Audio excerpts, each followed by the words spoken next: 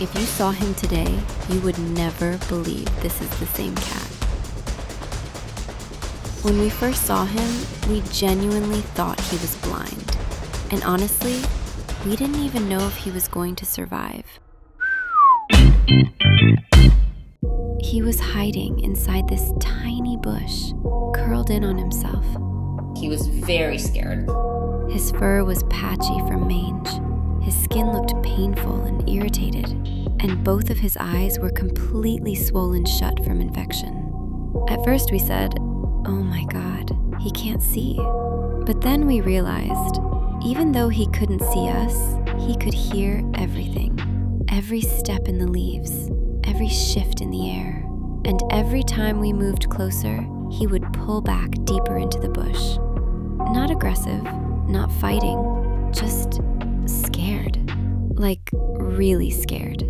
And that's when it hit us. This cat probably had never known a gentle human touch. We started moving around the bush slowly. We'd go left, he'd shift left. We'd go right, he'd shift right. It felt like this quiet standoff. He didn't know what we were, he just knew something was there. After going back and forth for a few minutes, I finally reached in. I went over the top of him and grabbed him. He tensed up immediately, but he didn't fight. He just froze. And that was the part that hurt the most, because it didn't feel like trust. It felt like he had given up. We rushed him to the vet. Apollo had a 3-hour vet visit that day. 3 hours.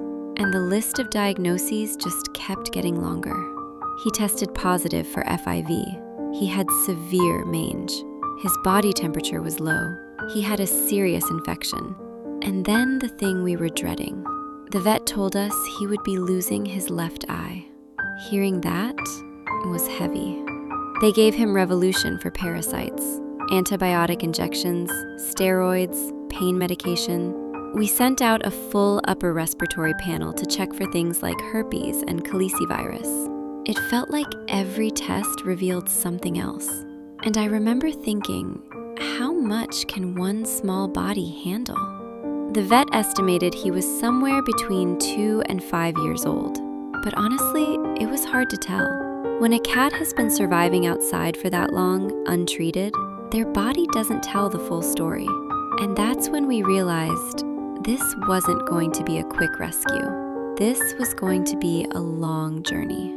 First, we had to get him healthy enough for surgery. Once stable, they would remove his left eye. After that healed, we'd address his dental issues. Everything had to be done step by step, slow, careful, no rushing. Back at our place, because he was feral, we had to keep him in a smaller crate so he couldn't hide. Good job, buddy. We started treating the mange immediately, cleaning his skin, monitoring his temperature, giving him pain meds, antibiotics, eye drops, lysine supplements, and feeding him kitten food to help him gain weight. We can see one of his eyes already. I'm hoping he's going to be able to see out this one. I see it's kind of rupturing on the side too. Every day had a routine, morning and night. Medication, cleaning, checking, repeating. Hey guys, as you know, Apollo had his follow-up appointment at the vet today. He got some more disappointing news. We did find out that both of his eyes will have to be removed. The right eye, or good eye, has that lump on it, and that lump is actually a leakage from his inner eye, and it's rupturing. So, although it doesn't look that bad, it's never going to get better. It can't be removed, and it's only causing him discomfort. So the fair thing to do is going to be taking that out. Today we also got his geriatric profile done to make sure that he's healthy enough to undergo surgery. And other than the diagnosis, he had a good day. He is actually really happy to be home, and probably the happiest we've ever seen him. So we aren't going to let his diagnosis get him down. We're just going to move ahead and make sure we stay positive for him so he can continue healing. And here's something people don't always see. He couldn't find the litter box. So we had to bathe him every single day, flip him over, clean his tail, clean his little booty. It wasn't glamorous. It was messy. It was exhausting. But something started to change during those moments. When you're holding a cat upside down and he realizes you're not hurting him, you can actually feel the shift. It's small, but it's there. At the beginning, we were preparing ourselves for the worst. We thought he might lose both eyes. He would crouch down sometimes and just make himself small. Like, if he didn't move, maybe nothing else would happen to him. And there were nights we asked ourselves, is this going to be enough? Then, one day, his right eye started clearing up. The swelling went down. The infection began responding.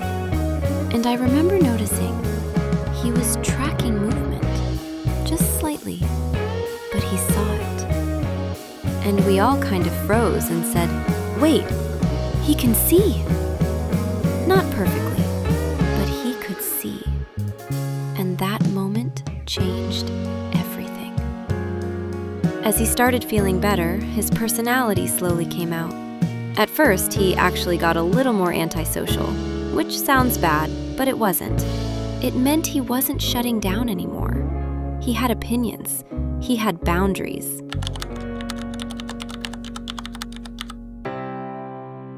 Little man went in for his surgery yesterday, and he's doing really well.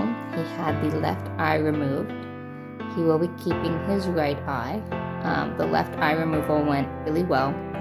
Instead of regular sutures, they were able to use the glue sutures on his eye, so he will not have to go back to have stitches removed or anything.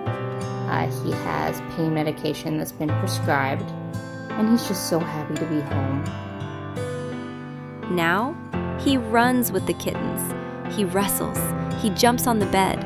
If you scratch his back, he lifts his little booty in the air like, yeah, right there.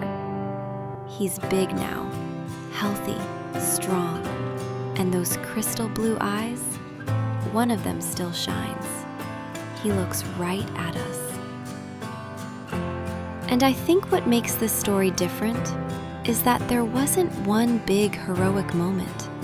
It wasn't dramatic. It was just showing up every single day. Even when the vet bills stacked up, even when the diagnosis list felt overwhelming, even when surgery was ahead of us. Apollo couldn't see us when we found him. Now he looks right at us. And somewhere between that tiny bush and this bed he sleeps on now, fear turned into trust. And that scared little feral cat, he's our boy now. And we're not going anywhere.